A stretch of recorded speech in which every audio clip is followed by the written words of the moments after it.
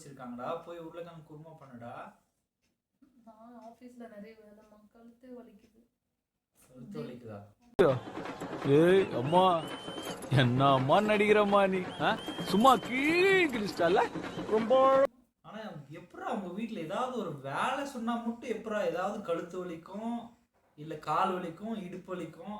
நீயும் அப்படிதான், உங்க மம்மியும் அப்படிதான். இருக்கிற ரியாலிட்டி சொன்னா நம்ப மாட்டேங்கிறீங்களே. என்னென்ன சொல்றான் பாருங்க, கம்பி கட்டுற கதையெல்லாம் எடுத்து போடுறான். இருக்கிற ரியாலிட்டியா? நான் சொல்றது ரியாலிட்டி தான். ஒரு வேலை செய்யறதுக்கு அவ்வளவு கஷ்டம் உங்களுக்கு.